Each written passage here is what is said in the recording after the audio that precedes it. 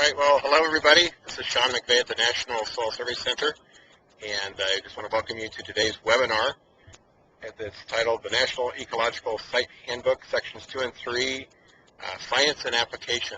And it's a companion webinar to Tuesday's webinar that covered Section 1. Today's speakers will be George Peacock and Susan Andrews.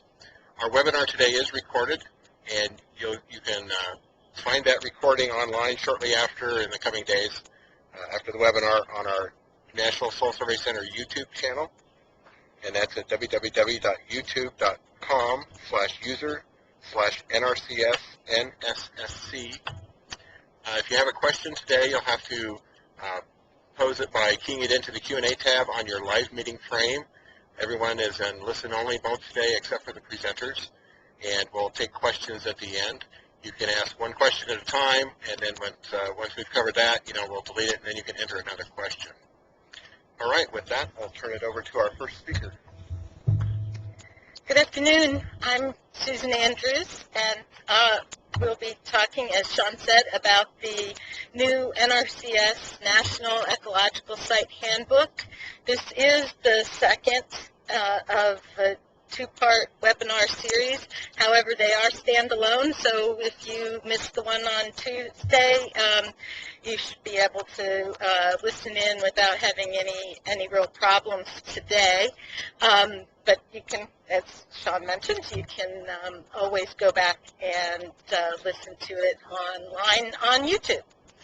So we are we have developed standards. And George and I have worked in tandem and worked together with a group of about 35 to 40 people to develop the standards. And there was a purpose, and we're providing guidelines and consistency, showing what the responsibilities are for individuals and what the procedures are, and the whole idea is that this process is collaborative. Both our standard writing, that was collaborative, but also the process of ESD development. And you can see here all of the larger groups that have that can be collaborators with ESD projects.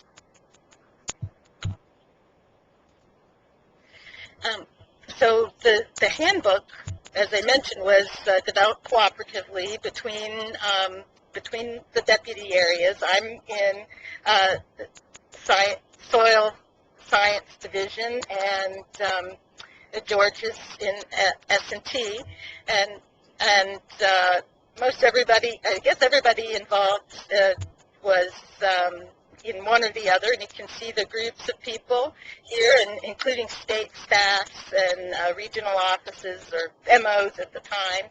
And we also had input from collaborators from other agencies and occasionally universities, and we have it out for review that way as well.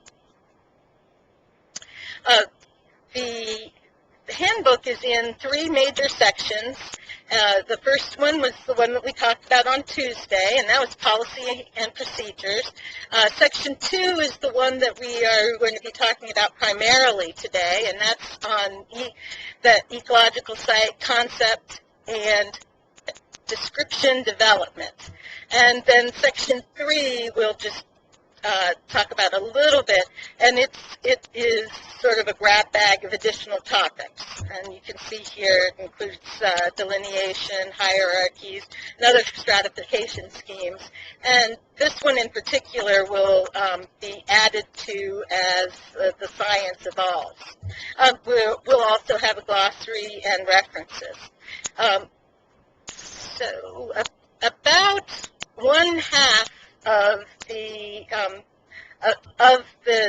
handbook that will hopefully be finalized this summer was released as a national bulletin several weeks ago. I don't have the date on the top of my head, but it was released for review and comment, and we really do want your comments. All of the things that we're saying today and that were said on Tuesday, these are all things that we, none of it is set in stone, and we would like to hear from you.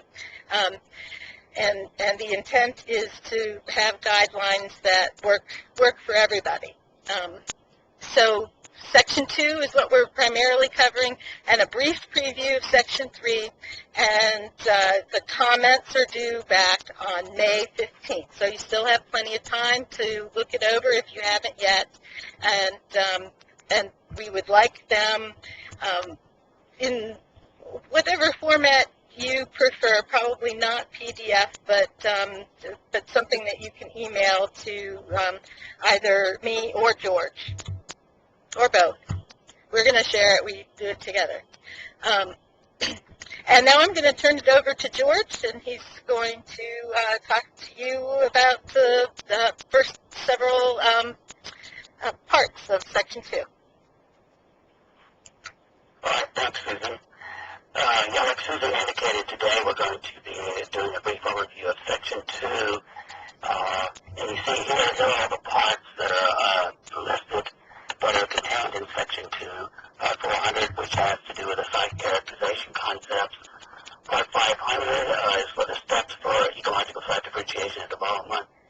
And then Part 502, 503, and 504, which are highlighted in yellow, are also were distributed with the National Bulletin, which has to do with the naming protocols, the site keys, and the concepts, contents of the ecological site descriptions. Now I'll briefly go over Part 400. This part describes how an ecological site is either identified, differentiated, and then described. So that is the purpose for Part 400. 401 is the definition, and that is essentially the definition of an ecological site, the same that was Susan gave in Tuesday's webinar. But in characterizing an ecological site, we'll take a look at those recurring soil, landform, climate characteristics that are capable of producing similar kinds, amounts, and proportions of vegetation. So that kind of goes into what we're defining our ecological site concept with. So the identification of an ecological site is based on the fundamental premise that the composition, structure, and function of a plant community is regulated along energy, moisture, and nutrient gradients, along with the disturbance regimes that are associated with that. And these gradients, the energy, moisture, nutrient gradients, they occur due to differences in microclimate, the geology, the topography, the soil characteristics. Those go into defining those different energy gradients.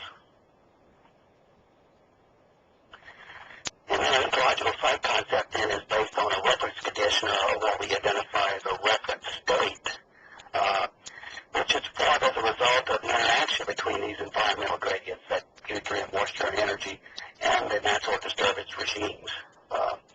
And those environmental gradients, like I mentioned, were influenced by, within this local climate, are influenced by those landforms, surface elevation aspects, flow, soil properties, and hydrology.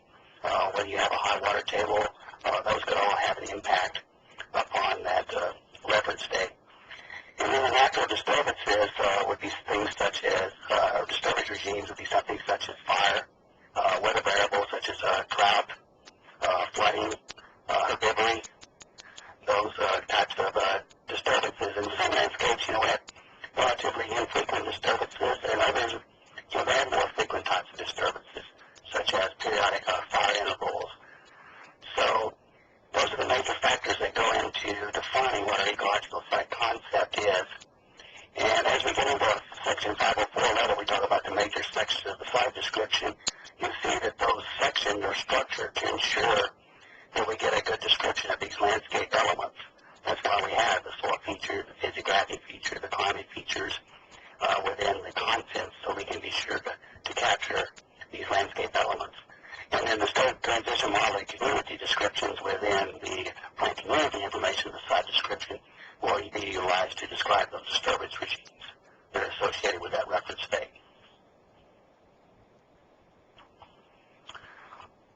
Part 400.03 just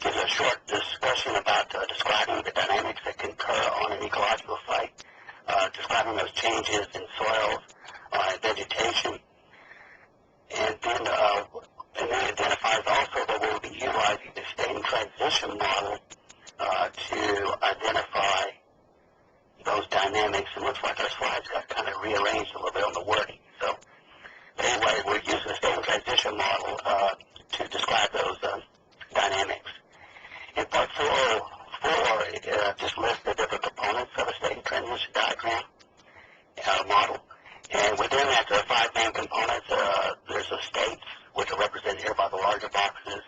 And we have the transitions, which are the arrows between the boxes identified with a T. And we have the restoration pathways, which are the management actions to return to a previous state, identified with the R between the states.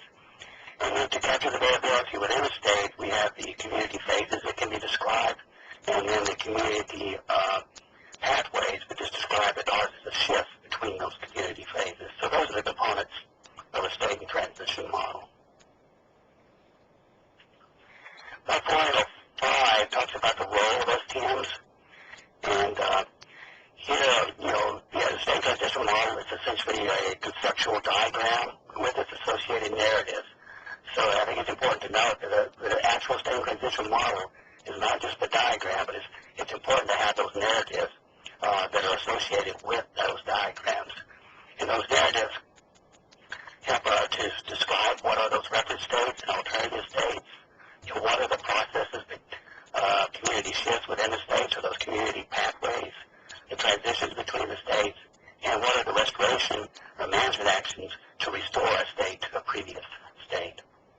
And the goal in producing these state and transition models is to provide a good understanding of the dynamics, ecological dynamics that can occur on this site. What are the drivers and mechanisms of the ecosystem change, and then what management actions that can be utilized to influence change within that ecological site. And part 400.06 just gives a few general guidelines for developing the state transition models. I just highlighted 2 or 3 here. There are some more in the text of the document. But, for example, we will need to be sure that we describe all known and typical states of the community phases that we know to occur. Also, we may want to include at-risk community phases. Those might be the community phases that are very close to transitioning to a new state, would be maybe important decision points for a land manager to know that, I have a planting a community phase that is at risk of transitioning. If I make a decision now, it may be easier to maintain this state than it is to once it crosses the threshold and to try to come back. So, and then also we know if we have an idea of the timescales of some of our community pathways, we need to identify those. Sometimes the transitions may be very rapid, and then sometimes those transitions may occur over a very long period of time. If we know that information, it's good to describe it. So this 400.06 just has some general guidelines to consider when you're developing your state and transition models. The last section, 400.04 in Part 400, talks about recognizing a state change versus a different ecological site. Some of these alternative states on an existing ecological site may endure for a long, long period of time, many decades or longer. And so, as long as the soil and physical characteristics of that site remain unchanged, it's still the same ecological site, even though it may seem to be very steady and long-enduring, it's still the same ecological site. And just the inability to restore an alternative state to a reference state due to either lack of knowledge or lack of current technology to do it, or just cost prohibitive, doesn't warrant a new ecological site. So the caution with this is we want to be very careful and make sure that we understand a state change versus identifying a new ecological site. So those are the main components of Part 400. So now I'll move over into Part 500, which is the steps for differentiation and development of ecological site descriptions. And the differentiation and description of ecological sites involves several steps, and these steps have been grouped into what we call preliminary stages, iterative stages, and final stages. And the preliminary and iterative stages really focus on identification and differentiation of the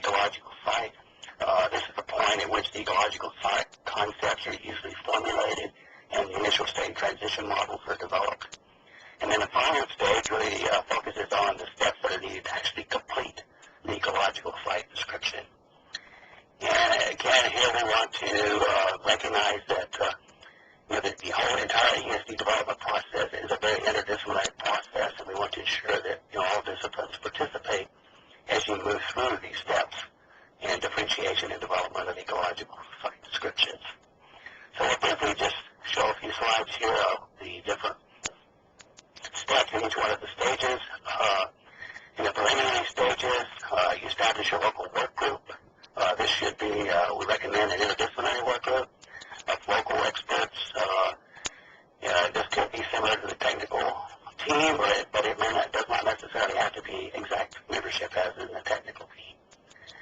Then you should be able to define the geographic extent that you're going to be including in this study, or as you begin to, what are the boundaries of this area?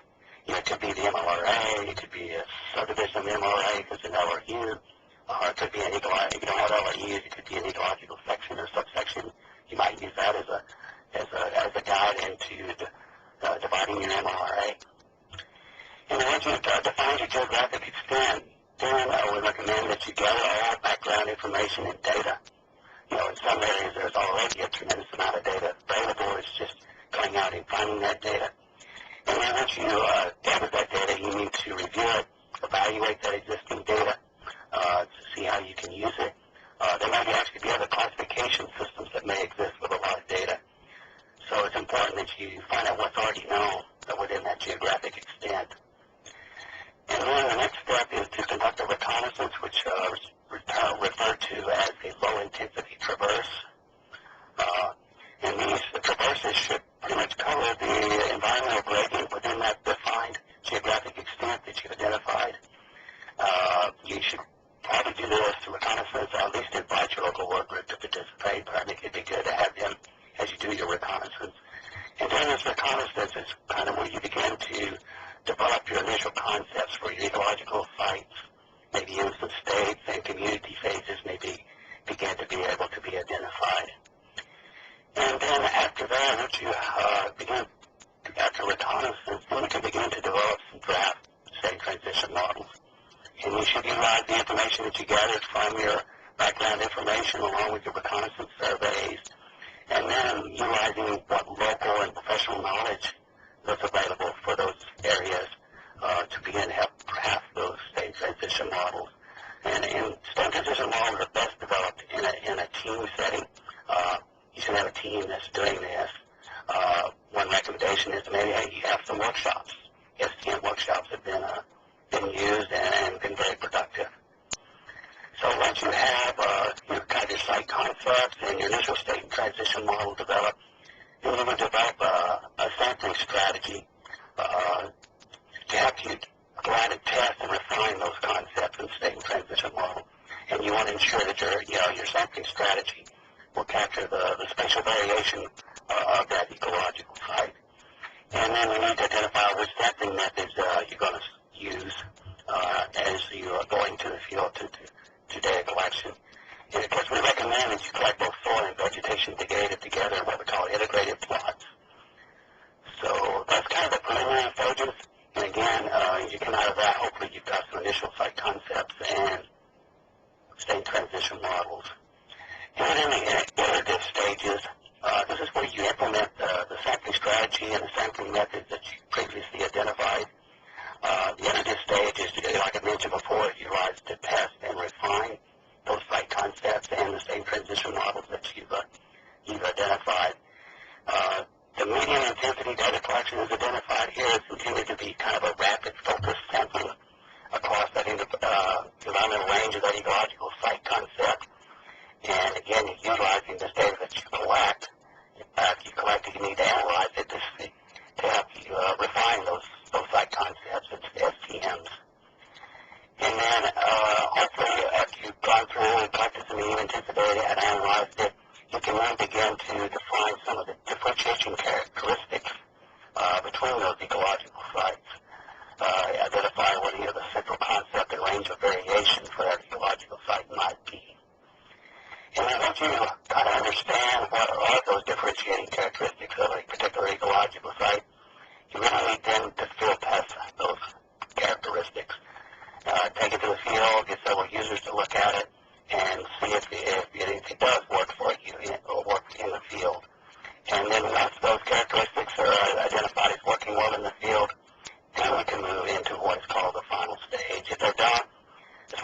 the iterative stage, if you tested them, if not, and you may need to go back to collect more data, or you may need to go back all the way and look at your initial site concepts to see if they need to be refined. But once you feel tested them and feel very comfortable with them, then we move into the final stages, and this is where we do our high-intensity data collection. High intensity is utilized to provide the detailed information on a few sites that adequately represent what kind of the central ecological site concept. And the resulting data and associated ranges from this high intensity sampling data are used to populate the ecological site description. And you should identify the type location data. You should identify those mobile sites that are utilized for this high intensity data collection. And then the next step is to develop the management interpretations, and those are the interpretations that are developed that are relevant to land use and resource management type decisions. For example, wildlife or wildlife habitats, grazing by domestic livestock, wood products for forest sites. So those are the management interpretations that would be used in making resource management decisions. And then the final step is the correlation, and this is the process.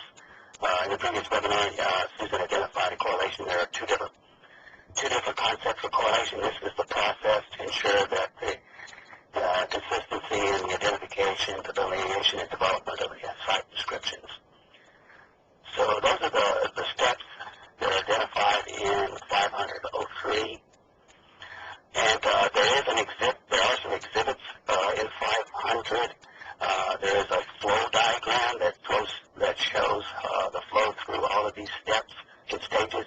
So I would encourage you to look at that exhibit as you browse through and comment on section 500. So that's, Susan, I think I'll turn it back to you. Okay, great. Thanks, George.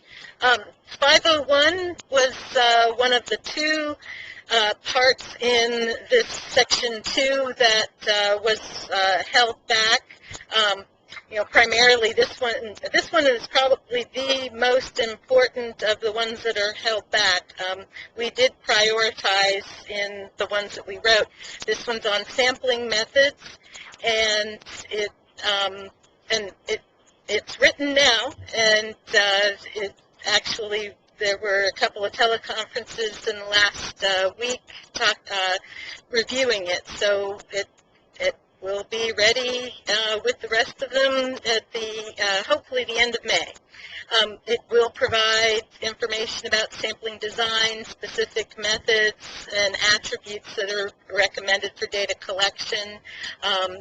It will differentiate also between methods that are appropriate at different data collection intensities. So some things will be most important for reconnaissance or low intensity, and others will be more appropriate for that high intensity. Some will be fine throughout.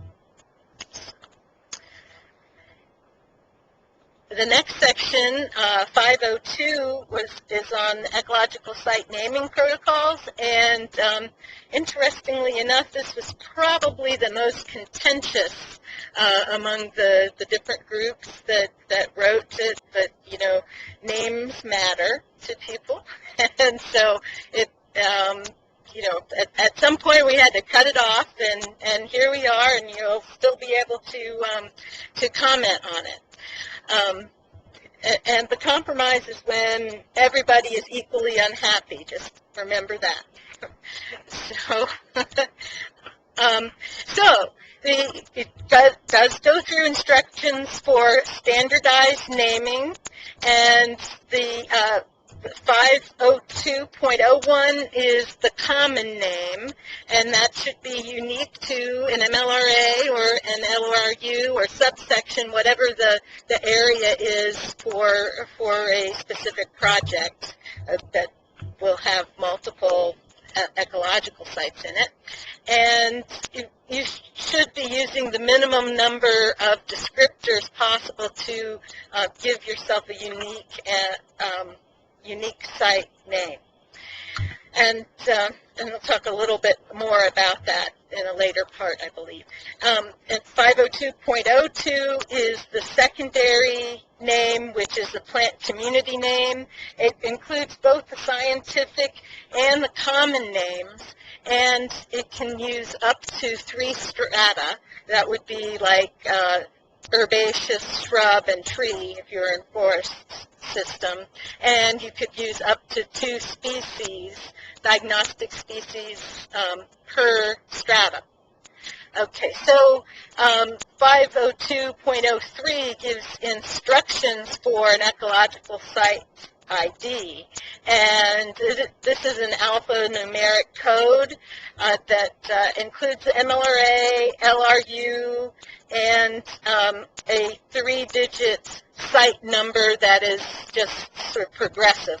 If it's the first site that you've described in that MLRA LRU combination, you'd call it 001.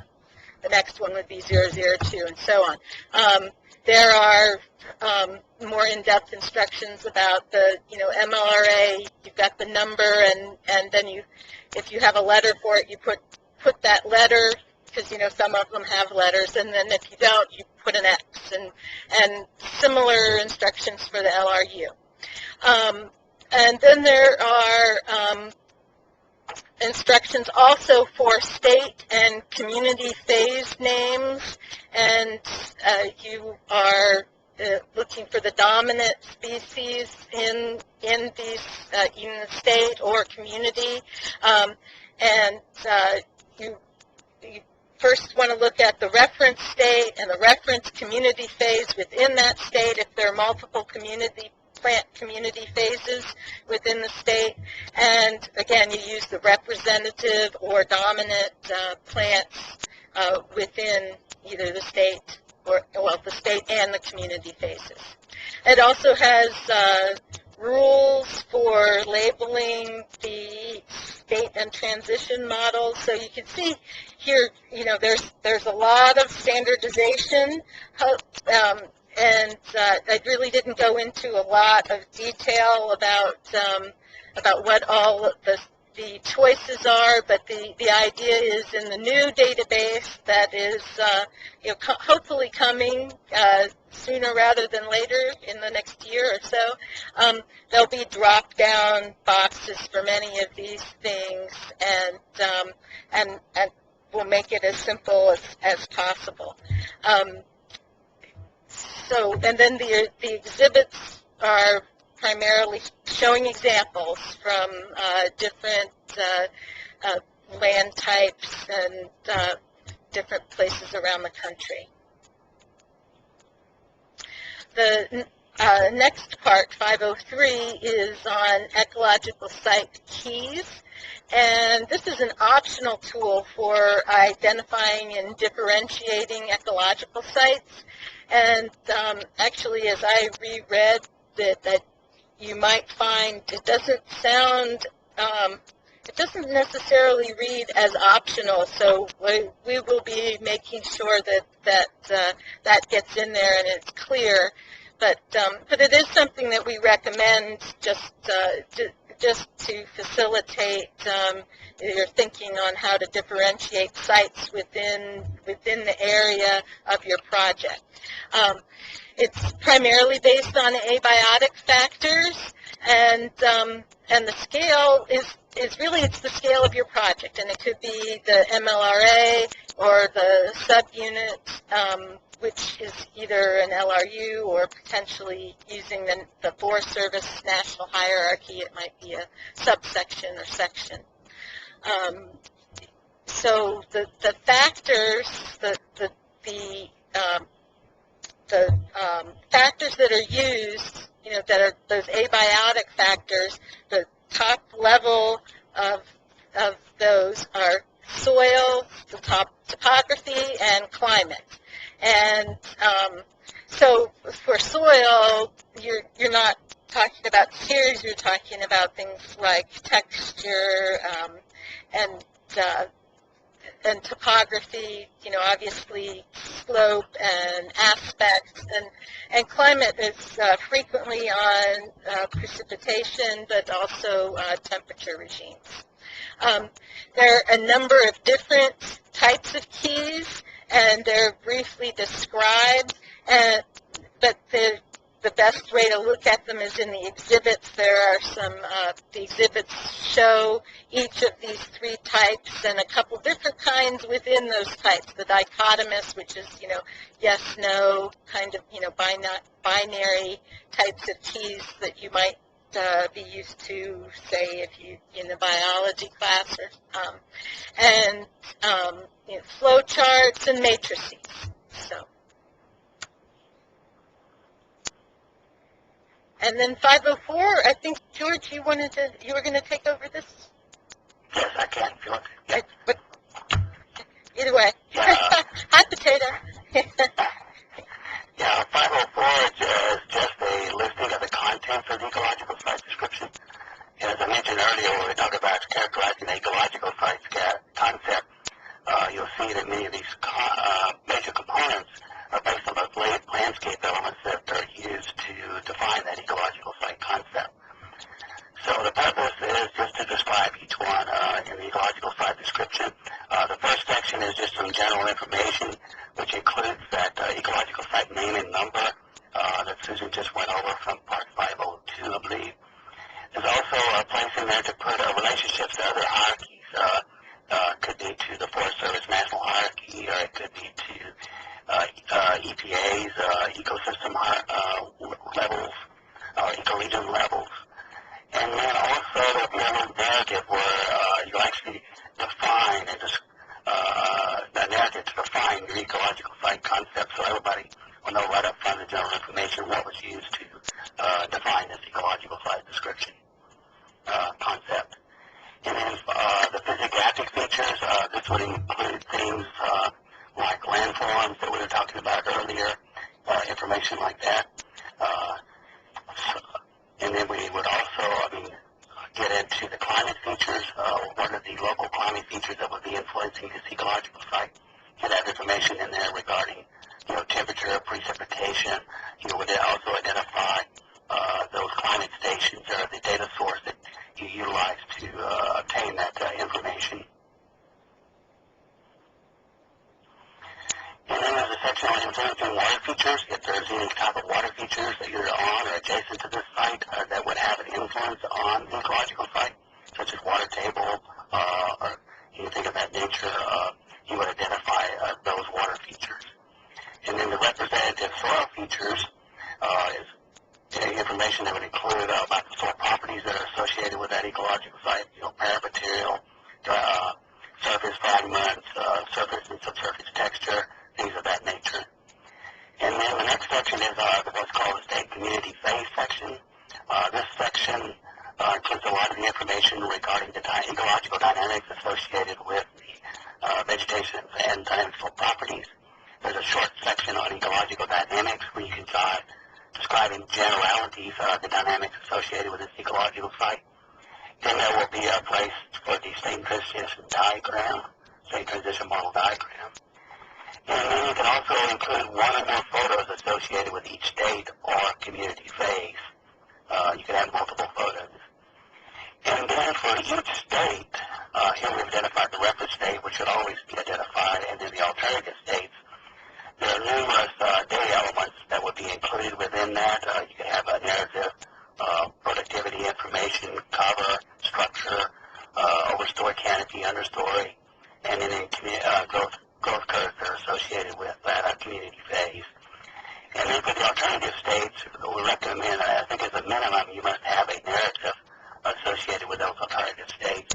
And then for any of the other data-supported community phases that you have, you can complete the appropriate sections that are identified there underneath the reference state.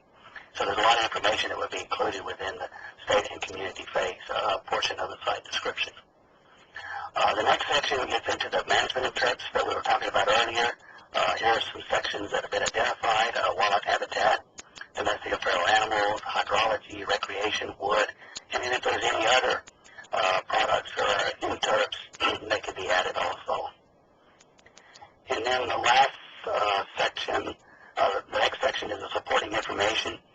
where you can identify those sites that are associated with this ecological site across the landscape. You can also identify similar sites that you might mistake for this site. You know, they're very similar to it. Where it's correlated, which state or agencies it's correlated, the type locality information that we talked about, and then again, any relationships to other frameworks, and then references, any of the references that we use to support this development of this ecological site. And then the Rangeland Health reference sheet would be attached to this. And then the final part is the signatures. According to what we went over Tuesday in Part 300, you would have the ecological site description signatures. So those are the major components of the ecological site description itself.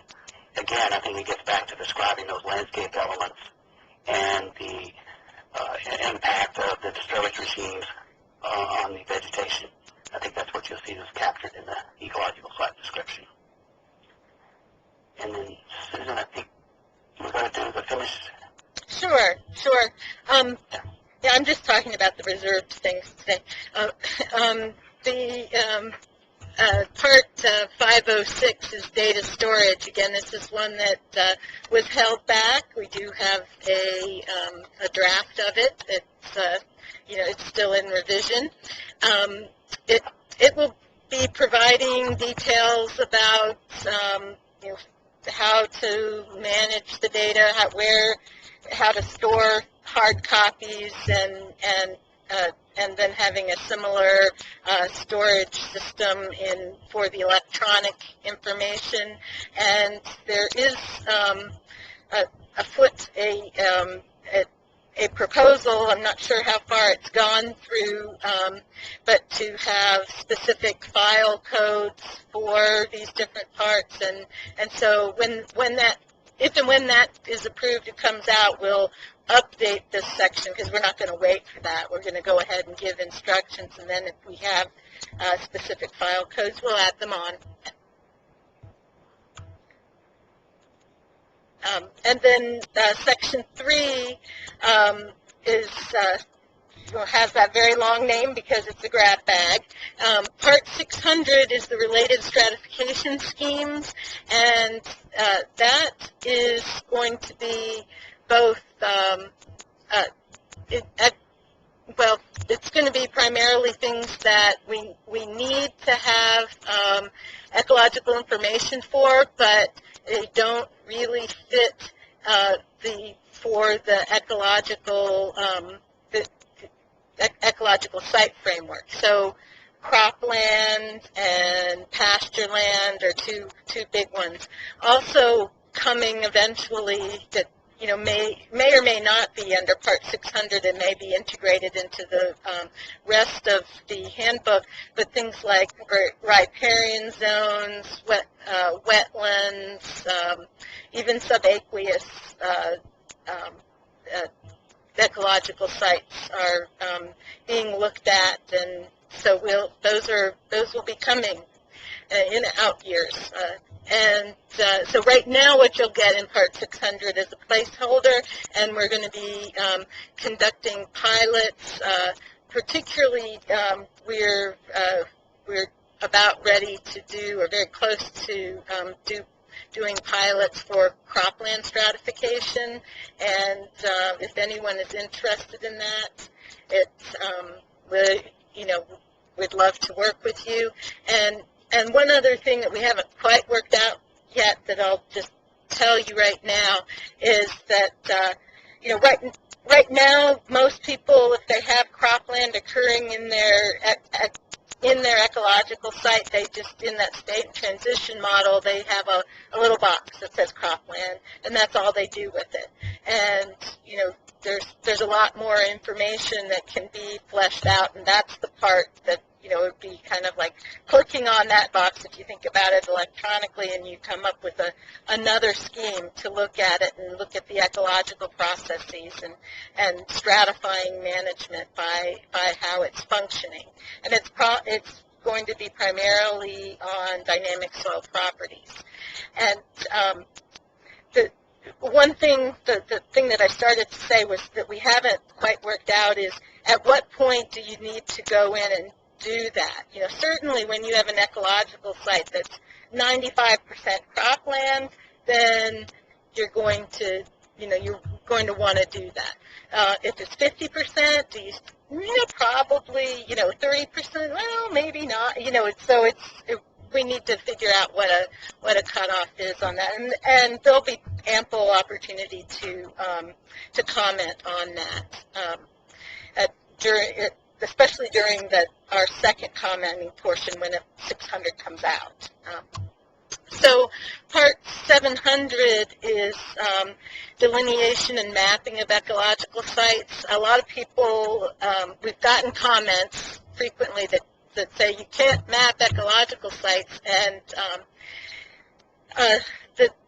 the truth is we don't map ecological sites. We don't map at the appropriate scale for ecological sites because ecological sites are correlated to the soil component, and we map at the map unit scale. And so, that's that's one of the issues,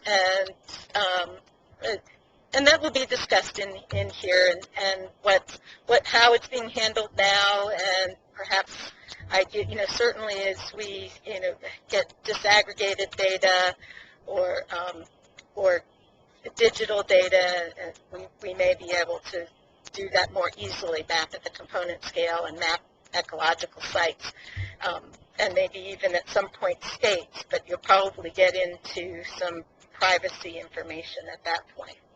The states within a site is what I'm talking about.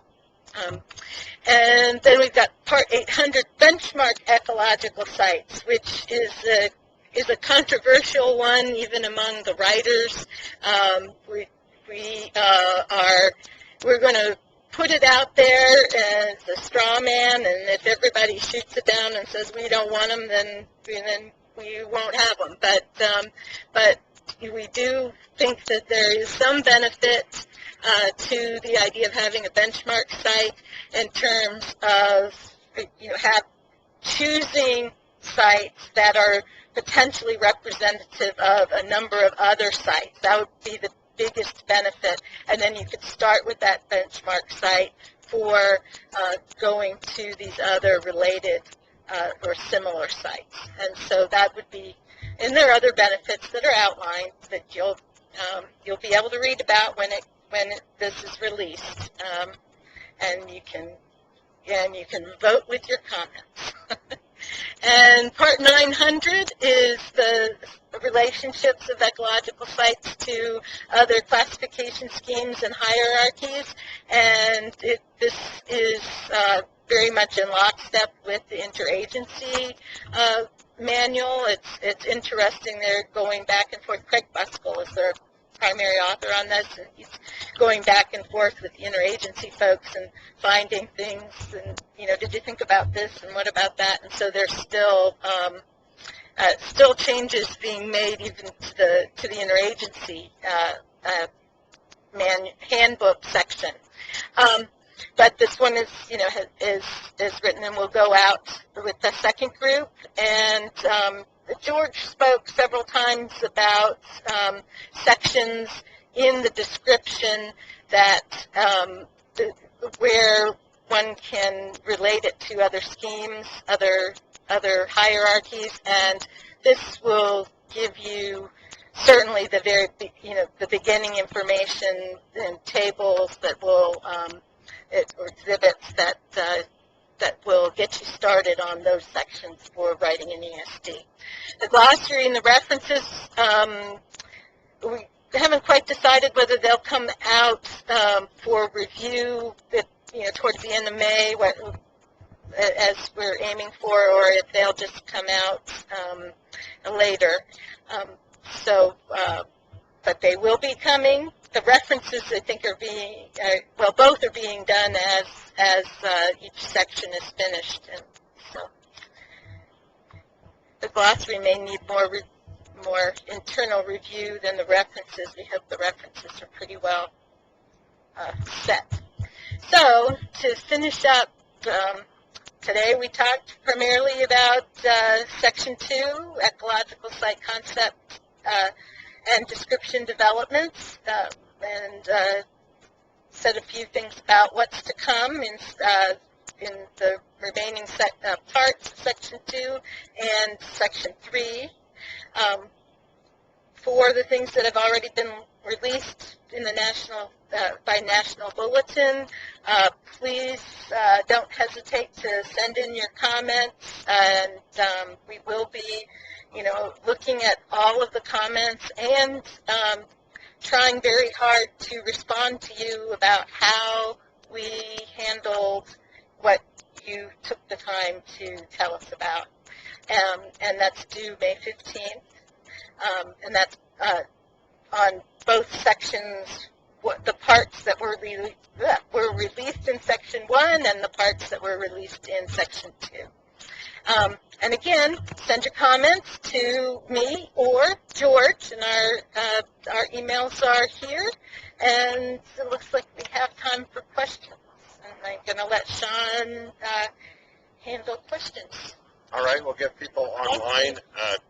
And thank you, George and Susan, for the presentation. Give people online a few moments to key in a question using the Q&A tab at the top of your live meeting frame.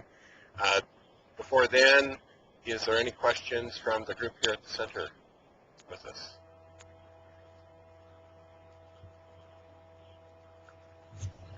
All right, hearing none, we'll move on to our typed-in questions. Will there be any movement to have USDA divide the landscape in one way? In other words, reconcile the land resource region, major land resource area hierarchy, and the ecological section, subsection hierarchy? Yes, we are. Yes, we are working on that. We've got projects with ARS and Forest Service. We are definitely looking at the Forest Service, but I'm hoping we'll look at EPA's ecoregions as well, and we will before we're done. A lot of it comes down to personalities and politics, so we'll see. But the people involved, the specialists involved, all think that it's very doable. This is a pretty good time in our agency to, change lines. And if you look at maps of subsections and the ecoregions and MLRAs, they in many parts of the country they are very similar. So. Okay, I've got a couple of questions about Section 501. Did you say that Section 501 sampling methods is going to be available in May? Is that for review or the final? And also, will that section provide guidance on how documentation from other agencies can be used to support ESDs? And can you use NRI data? Wow. Okay, I'll do the first part. It will be coming out in the second batch, and we are targeting the end of May. We not only have to finish up all of the sections and parts that we are planning to do, but we also have to navigate the directive system. But I think the end of May is doable, and 501 will be part and very prominent in that group, and it will be sent out for review just like this first batch was. And the second part of the question was NRI data, and George, you may want to handle that one. Yeah, specifically on the rangeland NRI data, we already have worked out some queries and data that we can download from the rangeland on-site data study that the states can get and can then utilize to assist in their development of their ecological site descriptions. You just need to contact your NTSC specialist. I know Gene Fultz, Ken Space, Homer Sanchez were all on the team that worked on what data elements from the NRI could actually be exported. There are some privacy issues, and you may have to sign a privacy statement, but we can get that. You don't get the actual location data, but you can get enough data in aggregated form that you can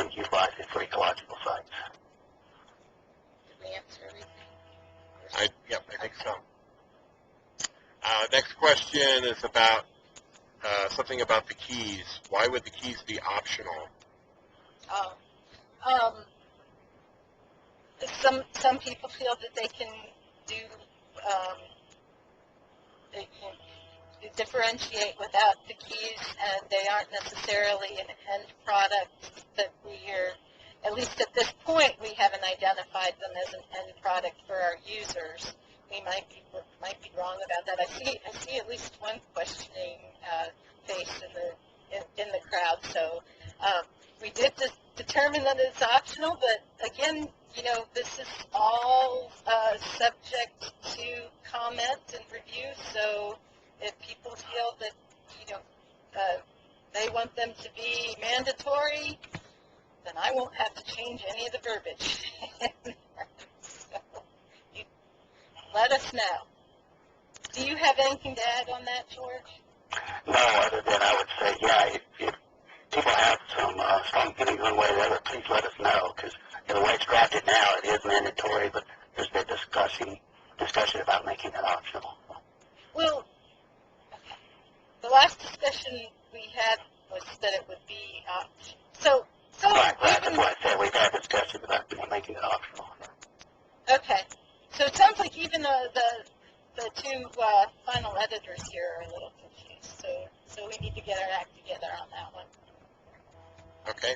I see there's a couple questions here about recording of the webinar, and yes, the webinar is recorded, and they get posted to the center's YouTube channel within a few business days of the end of the webinar. It depends on staff availability. There's a few people here that have the permissions to post that information, so it depends on their availability here. But generally within a few business days, that information is made available online publicly. All right, I've got another question here. Has anyone looked at the U.S. Forest Service FIA vegetative data on their P3 forest health plots to see if it is useful for ESDs? At one point, we were working with working to link up with FIA and that part of the Forest Service, and we didn't get very far. We're primarily working with the groups in the Forest Service that are doing the TUI evaluations and doing soil surveys. So that's our primary in with the Forest Service. I don't know, George, on rangeland, have you done anything with the FIA group? Not with the FIA. No, we haven't. We've been more involved with the TUI. Okay, and here's a bit of a longer question, so kind of bear with me.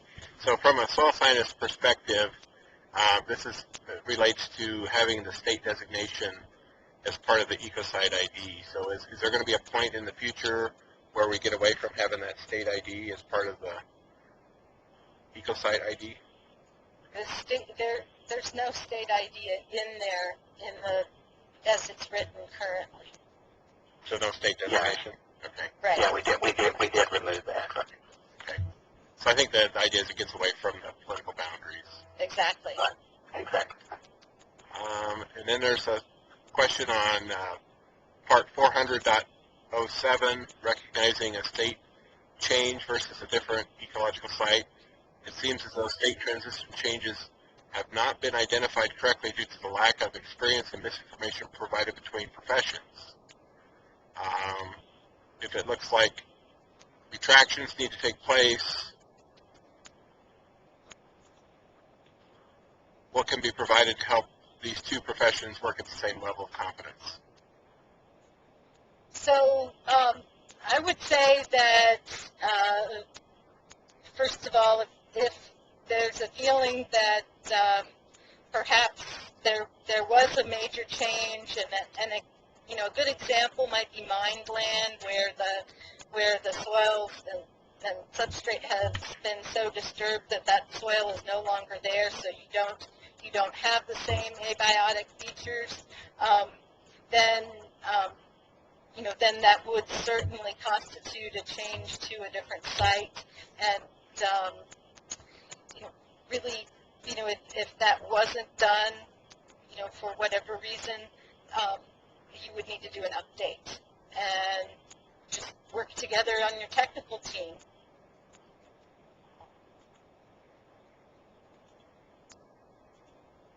Okay, next question. How does fire history factor in the state transition models? In a big way. Go ahead, George. Yeah. Yeah, and as you look at deciding your reference state, those historic fire frequency intervals would play an important part in influencing both the vegetation composition and structure associated with an ecological site. As you move into some of the south central Great Plains, where you have a lot of juniper or woody encroachment, the fires will very well frequent enough that it maintained it in either a grassland or a savanna aspect. And if you were to remove that fire frequency, that would be a disturbance to the system, and then you would see increase in woody encroachment, at least to the point where then the woody vegetation begins to control the ecological processes, and then you would identify that you've probably transitioned to a new ecological state within that ecological site. But yeah, understanding the disturbance regime associated with the reference states, I think, is important in being able to identify that reference state, which is basically the foundation for developing your ecological site concept.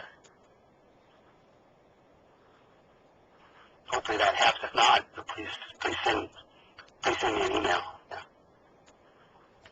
Okay, I've got a question about forage suitability groups. Are those going to be addressed in Section 3, Part 600, targeted for release end of May?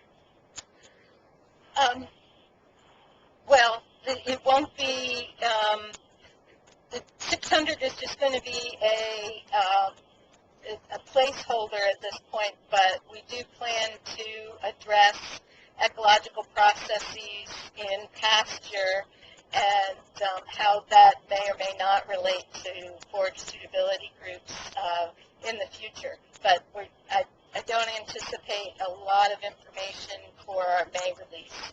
It'll be a subsequent release date. But the group looking at that is just starting to convene now, actually. And I have more or less a comment about benchmark ecological sites, clearly from someone who doesn't like them. But do you want to say something about the possible value of benchmark ecological sites, and why I might be entertaining that right now? I just wanted to read what the actual comment was. Does everybody see this? No. No? Okay, so can you read it for the group? Sure. Part 800. Since the overwhelming feedback from state specialists actually doing the work is that benchmark ecological sites are currently proposed and understood are a distraction and likely unachievable with very limited or no immediate benefit to the agency, why are we spending time entertaining it at this time? So we do see some potential benefits. As I mentioned, as a time saver, if you find an ecological site that you feel is similar or representative of many related sites, then you could save some time by identifying it as such, therefore a benchmark, and then starting from there, and with the other ecological sites, what are your differentiating factors, features, processes. So that is probably the biggest one. And I do want, at least initially, we may pilot that, or and then again, if the overwhelming feeling is that it's a distraction or a waste of, I don't necessarily see that it would be a distraction. Personally, I would hope not, because I would just think you're supposed to, as one of the final sections in as listed in 504, say what are similar sites, and And if you are looking at it and you find, wow, this is really representative, you can propose it as a benchmark site and, you know, really just use what you've already written, and it could be less than a page, and throw it up the chain to the management team, and it would be reviewed, and it would become a benchmark or not. And I don't see it being a lot of additional time for the technical team. Here's a related question to this whole idea, but the question, should benchmark ecological sites be defined by benchmark soil series? Probably not, because what we were hoping with hey, Sky, give your spiel about benchmark soil series. I'm going to put you on the spot, but she puts it very succinctly and has I think, a good take on it. Well, This is Sky Wills. I would just say that our benchmark soils need to be standardized and better brought into our entire data structure before we worry a whole lot about ecological sites. But hopefully, if you find a benchmark ecological site, the soils will also be the benchmark soils. You're finding the most important parts of the landscape, so the two should go together. All right. And benchmark soils are often defined by economic importance, and that means that they're probably, on highly managed land, and therefore don't necessarily, fit with ecological sites. So that would be one reason why you wouldn't. But it's not just economic importance; it's extent. So extent certainly would be a potential factor for both soils and ecological sites, and then another one would be sort of ecological uniqueness, and I would think that would potentially, I don't know how many soils have been defined that way, but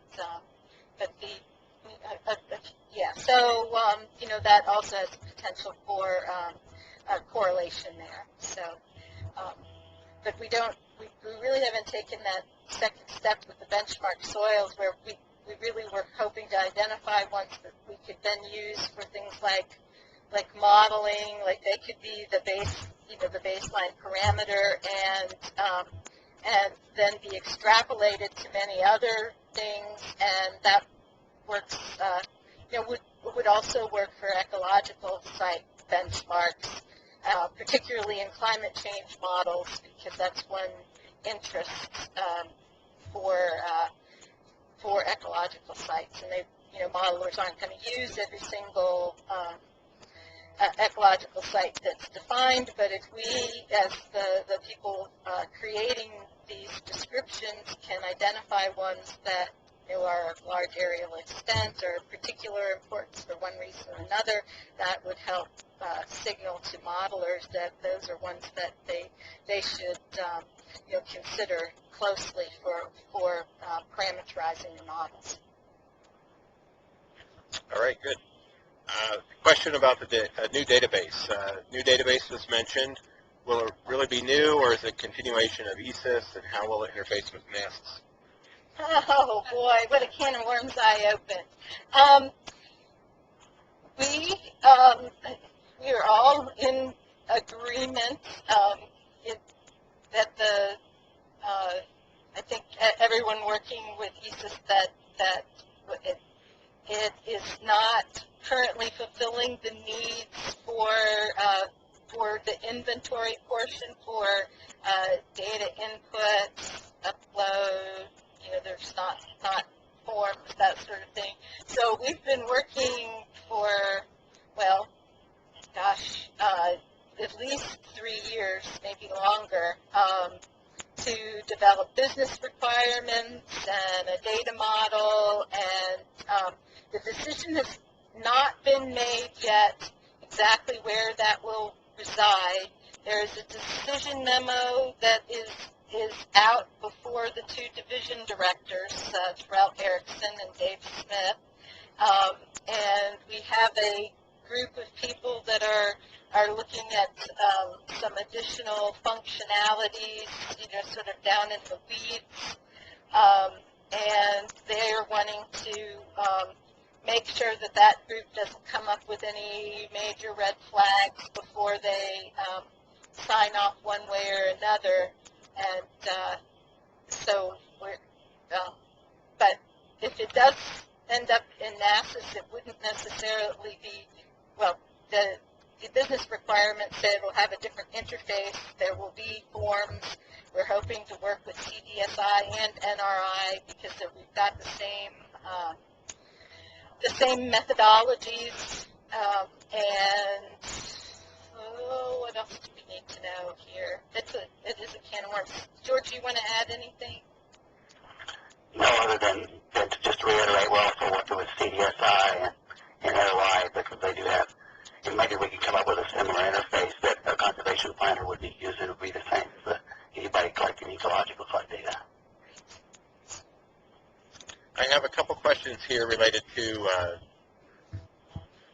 plant community naming conventions, if you will. So is there any latitude for addressing larger groups of species like bunch grass or rhizomatous grasses rather than on a species basis when there's no one or two species that are diagnostic? As it's written right now, it's for species. But that's certainly something that would be an excellent comment for us to consider how we could handle that. Because a lot of this is how are we going to handle it in the database, and if it's set up for species, genus species, we're going to have to rethink how we would set it up for larger groups. So, but if that's a need for a significant portion of the U.S. Or even a small portion that has no other choice, then we definitely want to know about it. So. And a follow-up question to that is, what latitude is there for changing the order of strata layers in a plant community name based upon diagnostic dominance like cover production when it's necessary for management prescription? Oh, is there? I can't remember whether it actually defines a specific order. Is it? I don't remember it specifying a specific order as it's currently written. George, do you? I don't think so. I don't think it says, but it's traditionally been, herbaceous, shrub, and tree. And I think the other way around. I can't remember, but yeah. I think that all comes from the National Vegetation Classification Standard. Oh, okay, and it actually that's what we have to look at. Yeah, and it does actually. I think it says tree, shrub, herbaceous layer in there, right. But it doesn't. The way it's written, it doesn't say you have to do it that way. It's just It's written as an example of strata.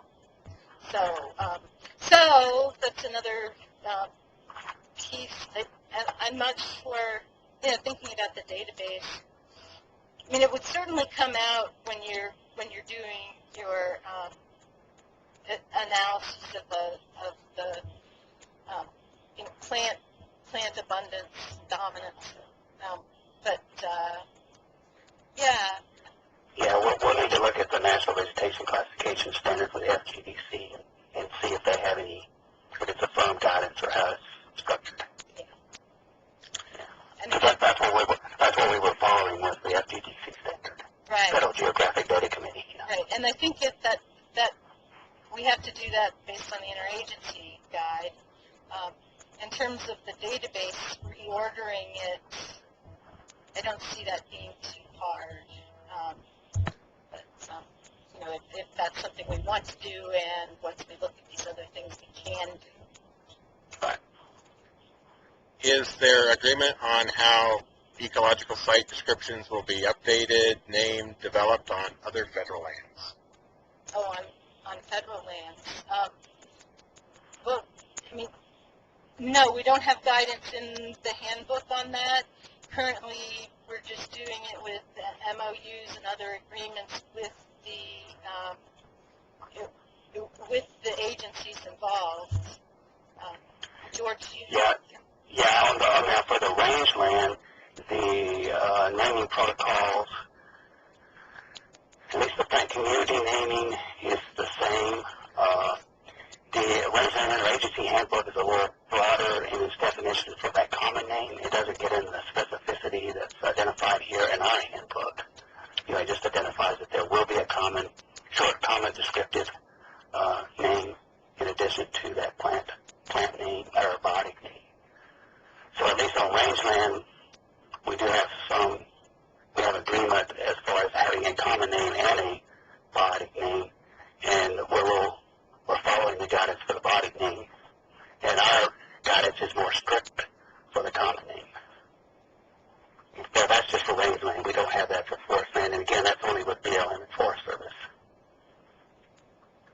I heard a comment earlier about NVC, so there's a question here related to that. Should the plant communities of the state transition be reconcilable with the plant communities developed for the National Vegetation Classification System used by other agencies? Yeah, the National Vegetation Classification System is developed by the Federal Geographic Data Committee, and what's required in that, and we have to abide by that, is the data that we collect must be capable of being able to crosswalk to the NVCS. It doesn't say that we have to, but that we must collect enough data that if somebody wants to use our data to crosswalk, it can be done. So it's not a requirement that we crosswalk, but that we collect data that we can crosswalk. But we are allowing we do, in that relationship to other systems, we are allowing for people to correlate to existing national vegetation classification systems. And we have to recognize those things are also in a state of continual update and change too. And also from our classifications are the same NVC classification may occur in multiple ecological sites because a lot of their classifications aren't tied to soils or landforms as closely as ours are. So sometimes you might run across the NVC Alliance or Association. Again, that might occur in multiple ecological sites. But we can crosswalk, but not required. Here's, ecological sites are kind of adopted unevenly across the country. So a question, when do you think there will be mandatory goals to write ESDs? FY14. And sort of a related question, could you discuss the value of ESDs to someone in a Midwestern state that has 80% of their land in cropland? Well, that's a good one. Well, the way we're looking at it for our cropland ecological stratification system, and we've got a couple of acronyms for that, is that we want to identify the ecological site, and then within the ecological site, we would go into the cropland, the cropland system, which we're right now, for lack of a better term, calling it an agroecological site, and it's a different report. It's a different thing. It's based on soils information, because the crops are planted, the plants aren't. You can't look at type and amount of vegetation to really tell you a lot, but you can look in the. So that's one of the things, as I was saying, it goes both ways. When I was talking about that 600, and we needed to think about, well, when it's, if it's 80% cropland, then we should do this cropland thing. But do we need to do the ecological site description? Maybe not. I mean, I think you need to do at least the delineation part, and this will be guidance that probably comes out next year. But for the management of cropland, the ecological information will be telling you, be based on disturbance, intensity, and frequency, and how well your soils are functioning and how well the ecosystems are functioning, and tell you about ecosystem services, including soil health. And so there will be strong and observable benefits to doing this. George, I don't know if you have a different answer focused more on the ecological site. No, I think you hit it there. I think, you were talking about this guidance of, a certain percent before you have to have a cropland site, or I think the same thing on the ecological side. We have some areas where it's going to be very difficult, and where most of it's cropland. So yeah, we won't even be able to find any record stage. Yeah. So just delineating it based on abiotic features and going from there will probably be the best you can do. But it's we'll have to think about, maybe do some mapping and think about where we cut things off. And it may be something that we leave up to the local team, that we might, put out some general guidance, but leave up to the technical team to propose that, well, we have, X amount of cropland, and we think it's more beneficial to do the agro-ecosystem evaluation than, doing the ecological sites, something like, so we're thinking about it, but it's not fleshed out, and definitely, we'll like to hear comments. You might want to wait until you read what comes out in 600, but it will be very general at this time when it comes out in May. And I've got a couple of related questions to reference states, and one is sort of a follow-up to the fire question we had earlier. So in areas such as the southeast, and your example was also a good one, George, how does one establish the original ecological sites over broad areas conditions when the fire has been long removed from the system? So I guess, is there a need for a new baseline reference state? George, I'll let you, and then I'll stir the pot. Go ahead. Okay. All right. What's identified in the handbook is, that we should identify the reference conditions, and that sometimes, that may just be through some historical records. We may have some fire histories. We do know that most of the southeast was always influenced, had some kind of human influence for a long period of time. And if we can specifically identify, get it down to identifying the exact species and, the cover, et cetera.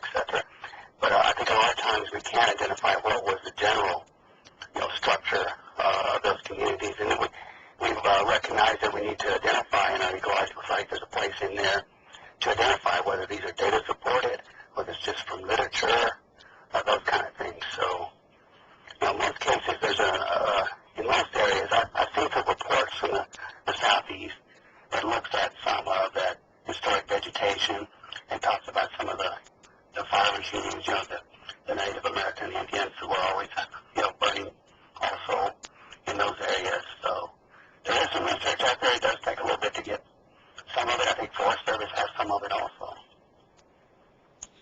And I would just add that whatever we choose as a reference state is a value-laden decision, and people don't like to hear that, but, we are making a judgment call on what we call the reference, and typically it's been pre-European settlement, and there's nothing wrong with it being value-laden. It's just, it's like recognizing your assumptions, okay? So we think that for whatever reason, pre-European settlement is, the best reference. I mean, if we really wanted to be as objective as possible and had an unlimited amount of time and money, we would use something like paleoecology, to look at the pollen record. And then we can find out, exactly what was there, over what time periods, what millennia. But, you certainly wouldn't be able to, find most of those, and so often it comes down to what seems to be the least disturbed, especially as you get east where, things got a higher population of people and a longer, European disturbance history, what seems to be the least disturbed or most, natural, if you will, site, and we call that the reference, and for whatever reason we are,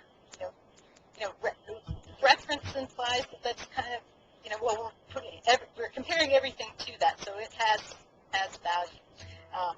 Even if that's the only value is for comparison, but I'd just like people to think about that.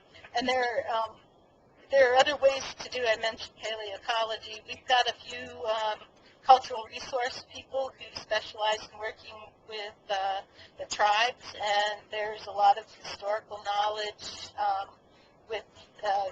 that resides within the tribes about how the land was managed and so on. So that's another option for thinking about it if we're looking for American Indian influences. Yeah, and the pre-European time frame that Susan mentioned is the same time frame that's listed in our handbooks, but also in the Forest Service TUI guide. So we're in sync with the Forest Service as regards to when we talk about historic vegetation. But we no longer say pre-European, we say reference date, and that does Right. give the technical team latitude to choose, but it should also be defended. Right, and we do recognize there are some portions in the country where you have naturalized species that have been there. For example, the annual grasslands in California, Hawaii, the Caribbean, and we do recognize that that's in those systems they do utilize that as their reference. But those are documented, and there's a procedures in the handbook for getting that kind of an exception. All right, we've got time for maybe one or two questions at the most, so it's going to be post-choice on the questions. Is there a defined number of sites within an ecological site to be able to develop a species composition list from a statistical point of view? Oh, well, that would definitely depend on the variability within the site. We've got some tools, if for anyone who's interested in being able to look at variability and uncertainty. We have a tool called Mesret that Sky Wills, who spoke earlier, developed when she was with ARS, that is very easy to use, and we'd be more than happy to give training on, and we can do a webinar. It can be remote, and it's Excel, right? It's Excel, yeah. So that would be my recommendation. There's no pat answer. It depends, but we do have the technology. And then I think our last question then, for those people that are predominantly in cropland and pasture land, is this a situation where they should just work on forage suitability groups and not touch ESDs? Or, what's the guidance on that? I'll start, George, but I'm sure you'll want to follow up. But our thinking right now, because my staff has been talking about this a good bit recently, and our thinking is FSGs and ecological sites are two different things. They're at different scales, and I do not see them currently as substitutable. FSGs have their purpose and are a great tool. Ecological sites, have their purpose and are a great tool. So we need to, and we are convening a group to talk about essentially that question. You know, do we need to go further? Do we, what's the value added to going further and looking at the ecological processes in the pasture situation? So that's where we are. And George, what are your thoughts? Yeah, I would agree that they're two different documents for two different purposes, and so yeah, and like you said, there is a group. I think maybe we have a teleconference next week to get started discussing that. All right. Well, with that, I'm going to close out the webinar. We are really out of time. And I just thank our presenters, and I thank everyone's time and attention. And that'll conclude our webinar. Thank you. Thank you. Thanks.